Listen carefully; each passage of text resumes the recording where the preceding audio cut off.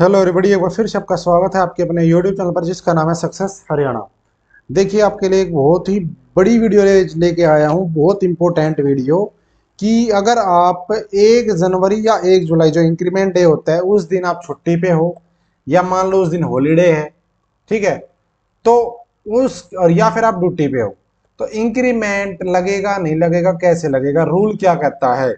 कई बार आपने सुना होगा, सुना क्या, हर बार हम भी सुनते हैं कि 1 जनवरी या 1 जुलाई को अटेंडेंस पूछी जाती है स्टाफ की कि कौन प्रेजेंट है, कोई छुट्टी पे तो नहीं है। उसका कारण क्या होता है, और अगर कोई छुट्टी पे होता है उस दिन, बाई चांस आप कोई छुट्टी करनी पड़ जाए या आप लंबी छुट्टी पे चल रहे हो, तो इंक्रीमेंट अगर आपका डे आ जाता है 1 जनवरी या 1 जुलाई, तो आपको इंक्रीमेंट कैसे मिलेगा। तो मैं आपको लेके चलता हूं हरियाणा सिविल सर्विस पे रूल 2016 जो है उसके ऊपर, उसमें एक रूल है, और ये अमेंडमेंट हो चुके हैं भाई, 2018 तक का इसमें डाटा है। तो मैं आपको दिखाता हूँ वो रूल। देखो जी, ये चैप्टर है, चैप्टर नंबर 8 इंक्रीमेंट का चैप्टर है, चैप्टर नंबर 8 पे रूल के अंदर 29वां रूल है ग्रांट ऑफ इंक्रीमेंट, कि ग्रांट कैसे किया जाता है इंक्रीमेंट को।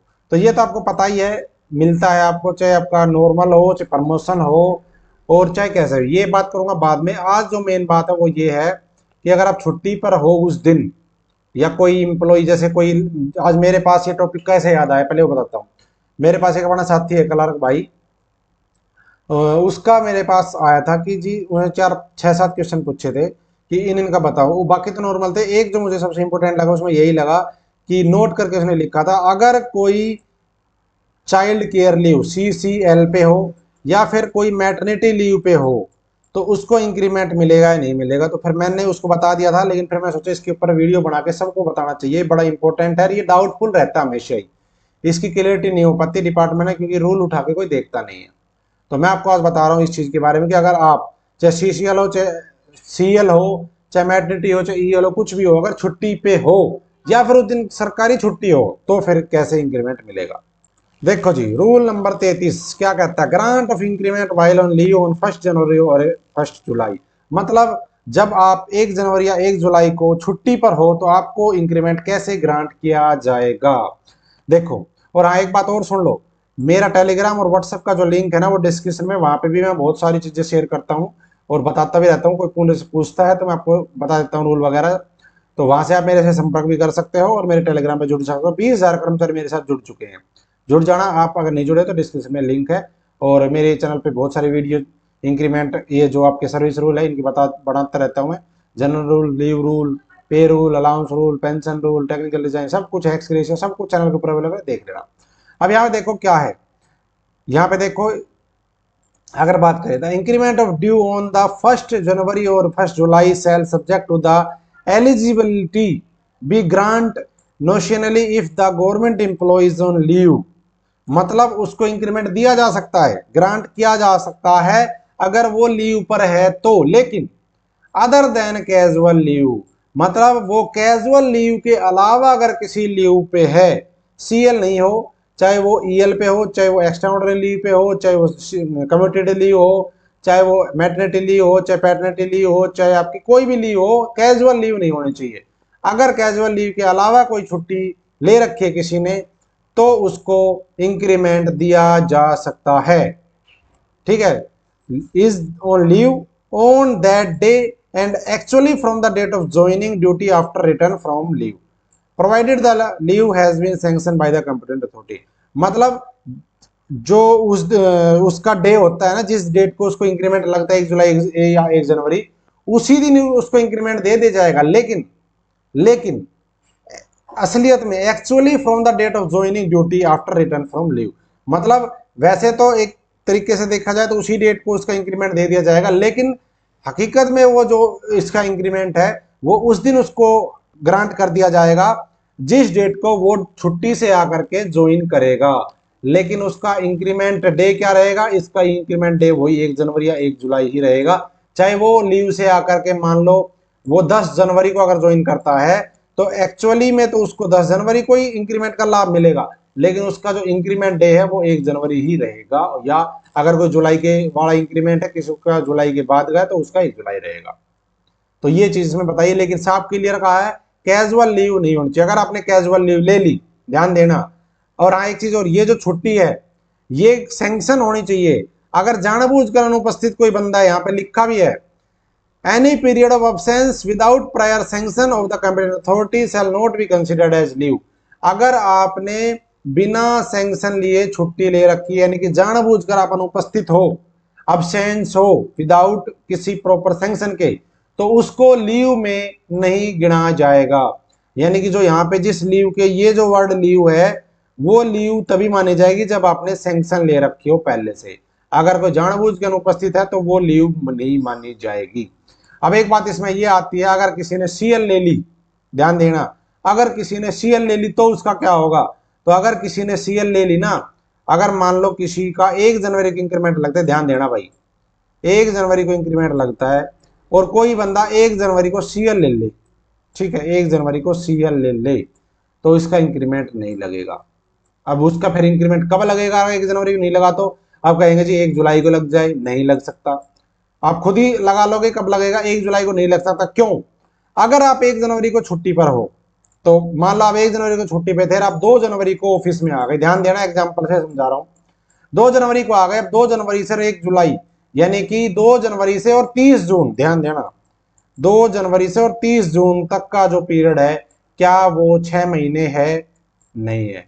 आप काउंट कर लेना, 6 महीने नहीं होंगे, क्योंकि इंक्रीमेंट लेने के लिए मिनिमम 6 महीने की सर्विस होनी चाहिए, 6 महीने की सर्विस होनी चाहिए, तभी इंक्रीमेंट लगता है।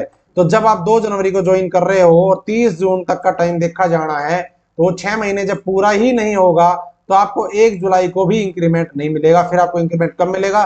फिर आपको अगले साल 1 जनवरी को इंक्रीमेंट मिलेगा। जैसे आपने देखा होगा, अगर आपकी ज्वाइनिंग, मान लो आपकी ज्वाइनिंग 2 जनवरी की भी है, अगर आपकी ज्वाइनिंग नई अपॉइंटमेंट है किसी की और 2 जनवरी को वो ज्वाइन करता है, तो उसको 1 जुलाई को इंक्रीमेंट कभी नहीं मिलता।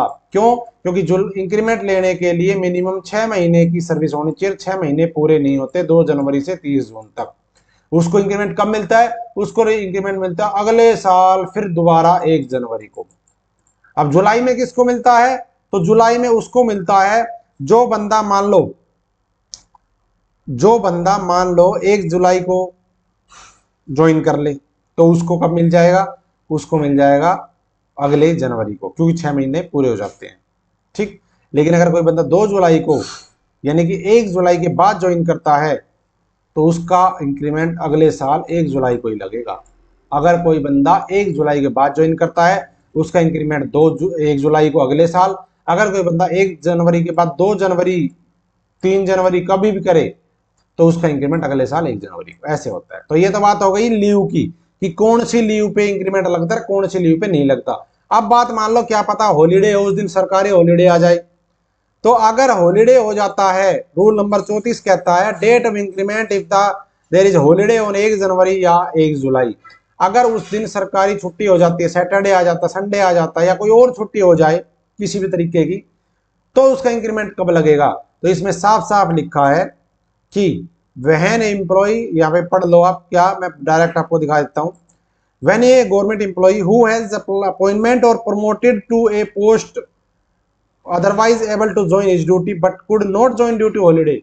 मतलब अगर कोई बंदा अपॉइंटमेंट हुआ या प्रमोट हुआ, ध्यान देना, अगर कोई बंदा अपॉइंट हुआ है नया या प्रमोट हुआ है और 1 जनवरी को वो छुट्टी होने के कारण ज्वाइन नहीं कर पाया अपनी, मान लो जिस दिन उसका प्रमोशन हुआ उसको लीव कर दिया, लेकिन आगे जब ज्वाइन करना था बीच में सैटरडे संडे आ गया, कुछ भी लगा लो, वो ज्वाइन नहीं कर पाया, और 1 जनवरी को या 1 जुलाई को वो ज्वाइन नहीं कर पाया किसी भी तरीके से, ठीक है, ऐसी सिचुएशन बन जाए कि आपका प्रमोशन 1 तारीख के हिसाब से आए, 1 जुलाई के हिसाब से आए, तो वो अगर वो फोरनून यानी कि आफ्टरनून से पहले, यानी कि 12 बजे से पहले ज्वाइन नहीं कर पाया, तो उसका जो फर्स्ट वर्किंग डे है वो मंथ का, जनवरी का जो फर्स्ट डे है या जुलाई का है, तो वो उसको ट्रीट किया जाएगा कंप्लीट 6 महीने में अप टू 30 जून तक।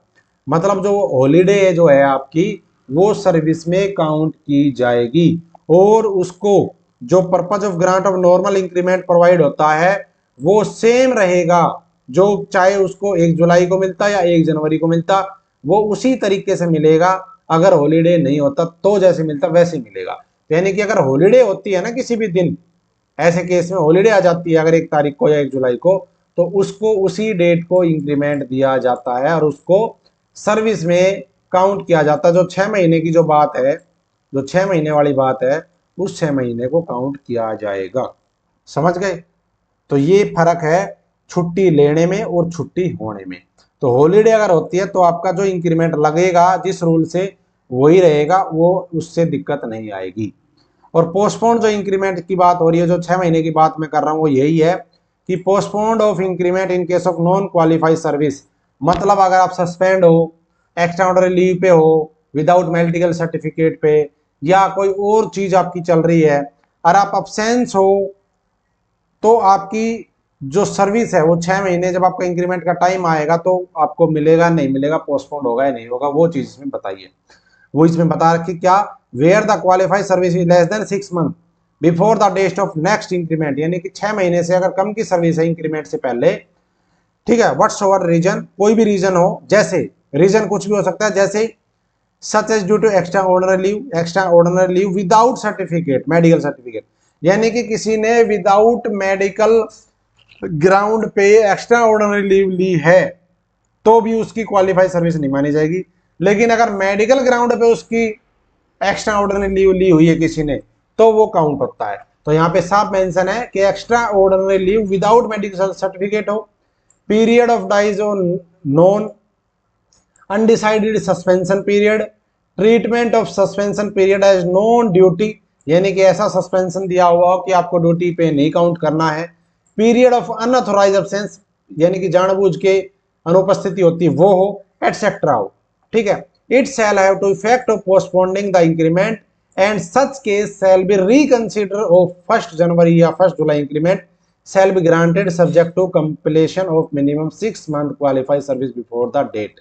मतलब ये अगर ये वाले केस आपके हैं, absent है आपका कुछ भी तरीके से, आप ऑफिस में नहीं, आपकी सर्विस है, अगर 6 महीने से कम रह जाती है, मान लो किसी की 1 जुलाई को इंक्रीमेंट लगती है, एग्जांपल दे रहा हूं, 1 जुलाई को इंक्रीमेंट लगती है और किसी को सस्पेंड कर दिया, ठीक है, सस्पेंड कर दिया उसका, और उसमें लिख दिया सस्पेंशन पीरियड नॉन ड्यूटी, और उसका जब 1 जुलाई हुआ, मान लो उसको सस्पेंड कर दिया, एग्जांपल दूं आपको, तो उसको सस्पेंड कर दिया आपका 2 जनवरी को, ठीक है, या फिर उसको सस्पेंड करा मान लो 30 नवंबर को, ध्यान देना एग्जांपल के लिए 30 नवंबर को सस्पेंड किया और उसका 2 जनवरी तक सस्पेंशन चल रहा है, ठीक है।